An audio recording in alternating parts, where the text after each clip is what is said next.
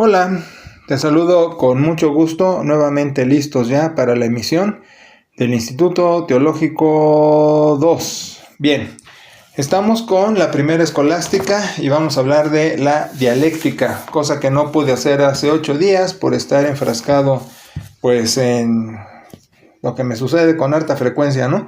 Empiezo un tema y boom, me voy. Bien, sus tareas se están dando cuenta de un fenómeno. Están actualizando información que lo dudo, más bien conociendo nueva información, pero también haciendo una situación interesante, por eso le llamo fenómeno. Le comentaba a Lu o no sé a quién, o a Crayola, no sé a quién, le comentaba que lo interesante es la información, área cognoscitiva, la comprensión, donde están redactando, pero también nos estamos metiendo actitudes y valores, porque en el proceso de enseñanza-aprendizaje, porque está haciendo también un efecto catártico. Mucho ha sido el examinarse y diagnosticarse y darse cuenta de dónde están parados. Ahora, no es un psicoanálisis, no soy freudiano, pero ayuda. Pero lo otro que es muy interesante es esta evaluación de su posición, dándose cuenta que la escolástica al fin nos impregna hoy día. Eso voy a estar insistiendo. Y hablando de la superstición, se dan cuenta de esa situación, por eso le llamo fenómeno, ¿no? Es una catarsis, es un diagnóstico, es una reflexión, es comprensión, pero modificando actitudes donde al examinarse y darse cuenta con la información y su comprensión, cómo está este mecanismo del cambio de valores. Fíjense qué interesante. Entonces, el Instituto Teológico vuelve a ser para mí mi plataforma plus, porque ya saben, yo estaba hecho para la docencia, para estar preparando gente para el liderazgo cristiano en seminarios, en iglesias, escuelas. No se dio por la razón, y lo vamos a ver con eso de la dialéctica, de mi obsesión en el razonamiento. De hecho, Perita está pues influida por mí, influenciada por mí. Y de tal modo que al dar unas conferencias en estos días a gente de la primera iglesia bautista de Ciudad de México, los más persinados de los persinados, si los bautistas lo son, ahora las primeras lo son, y ahora de Ciudad de México es como la catedral. Entonces su oración la hace hablando normal, sin palabras raras ni frases acá, simplemente está dirigiéndose a la divinidad y termina y dice amén, amén. Ella explicó en esa conferencia, y me está sucediendo lo mismo, ¿verdad? Que el concepto fe bíblico no es más que un verbo muy interesante dividido en dos, por decirlo de esa manera, bataj y amán. Bataj, que es echarse, te avientas, descansas, y amán, que es te aferras. Ponía el ejemplo, uno de que vas y te avientas a la cama cansado, te echas, bataj, te echas en Dios, y amán, que es te agarras como el gimnasta o yo cuando hago mis dominadas, ¿no? Bien agarrado. Y amán viene a dar una derivación de amén, por eso en las oraciones dices amén.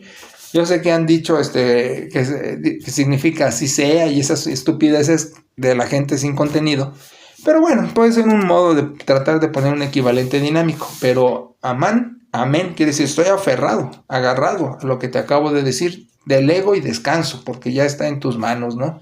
Me agarro. Entonces, me agarro la idea. Entonces, termina sus oraciones, porque le pidieron orar, aparte de dar su rollo. Creo que les mencioné que da un rollo ajeno a las escrituras y por superstición. Ay, gracias por la palabra de Dios, pues cuál. Pero termina de orar y dice amén, y todas se quedaron porque esperaban en el nombre de tu Hijo poderoso, sagrado, y todas esas palabras demás. Y entonces se quedan así como que no ha terminado. es superstición, pura superstición.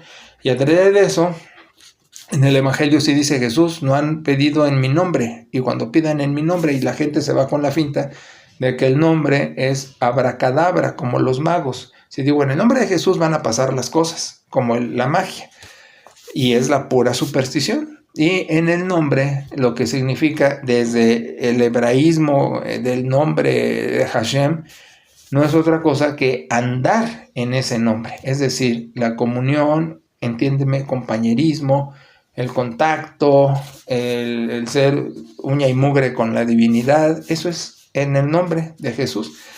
Entonces, creen que a la letra tienen que decir la frasecita, y si no la dicen, sienten que la oración no está completa. ¿Te das cuenta? O tuve una gente que quería que oráramos por nombre y apellidos de la persona, como si Dios necesitara que le mandáramos el CUR, porque es idiota y no entiende cuando le pides por berries, ¿no? O sea, pero es pura superstición. Entonces, están impregnados. Entonces, por eso te digo, mi fracaso, que a la vez es una bendición de la docencia, fue el razonamiento. Y la gente le cuesta un trabajo razonar. Y tuve foros con pastores de sermón expositivo, exégesis, de teología, de filosofía, de teología neortodoxa, todo eso, y no les entró. Les di un método exegético para trabajar sermones, pero increíble, y no, se van por su método de yo veo 3 puntos y tontería y media, pues. No les gusta pensar, no razonan. Y te hablo de gente preparada, porque no solo hay gente obrera en esto, sino hay profesionales en varios campos, pero aún a ellos entran a la religión y inmediatamente se encapsulan en la superstición. Y piensan que todo tiene que ser místico, espiritual, y que tiene que ser una situación de etérea, ¿no? Y no razonar. Y esa es la cuestión. Y la dialéctica, pues, es razonar. Entonces, estoy diciendo, aquí en la primera escolástica vamos a ver los dialécticos y los universales. Y hablando de dialéctica, decimos que dentro de las artes liberales, ya las has masticado, ya sabes de qué estamos hablando, el logro de la dialéctica fue que se manejaban dialécticamente, es decir, las 7 artes liberales se filosofaban, si se puede decir esa expresión, y lo hacían dialécticamente. Ahora, aquí está el embrión de la dialéctica, ¿de acuerdo? Después va a venir su perfeccionismo con los grandes filósofos y teólogos, porque aquí acuérdate que la filosofía y la teología van de la mano, y con su aristotelismo y su neoplatonismo, porque ambas cosas que son distintas, uno es un mundo de seres y el otro es la razón, se combinan, es la superstición de la Edad Media. Entonces, en las 7 artes liberales, en alta estima se tenía el método dialéctico. Ahora, tú sabes el método, ¿sí? Ya perfeccionado es una tesis, una antítesis y una síntesis. Es decir, un postulado, el antagónico del postulado, el extremo, el polo, y a eso llegamos a sintetizar de manera que se puedan cazar la paradoja de ambos términos polarizados. Y es mi método, es razonamiento puro, pues, y así para trabajar la evolución bíblica, así para trabajar el trabajo escritural, con su lingüística entiende muy bien cuando yo me he expresado que no se puede hablar de un idioma por una palabra o por una frase, sino que hay que entender la cuestión cultural de cómo se emplea la palabra. Bueno, pues ustedes también, los italianos y el alemán, saben perfectamente que no podemos irnos por eso. Y eso yo cómo he luchado en el medio religioso, porque les encanta leer un librito donde dicen agapao, es el amor en su máxima expresión de pureza. No es cierto, pero lo vieron en una palabrita de un librito y ahí están repitiendo los bultos y la gente oyéndolo cuando no entienden desde la cultura el significado del término y cómo se manejaba, y no siempre. Esto es lo fabuloso de la lingüística.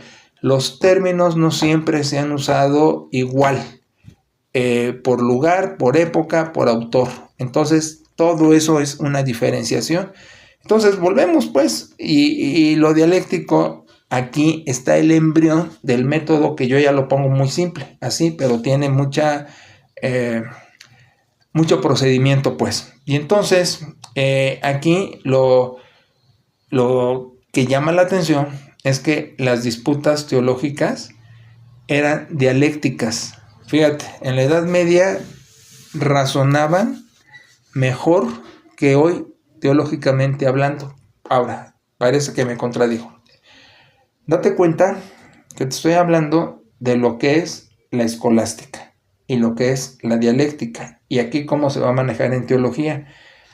Pero el problema de la doctrina religiosa escolástica, que ya lleva otros apellidos, ¿sí? No es escolástica pura, sino ya es doctrina religiosa, es que sí se mete dialéctica, ¿sí? Escolástica, pero se va a meter neoplatonismo, y es como si te dijera que se va a jugar fútbol americano con balón de soccer, el mundo de las ideas con el razonamiento. Sí se hizo, pero se hace porque en la época medieval está un aparato supersticioso formidable. Si has visto Game of Thrones, pero me dicen que no, que está muy erótico, no lo sé, pero la Edad Media, de que la bruja pone pestañas de araña y patas de alacrán y la piedra filosofal, la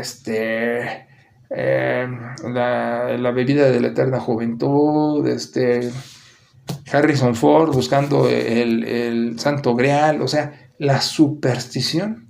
Y eso es lo que va a dar la doctrina escolástica católica.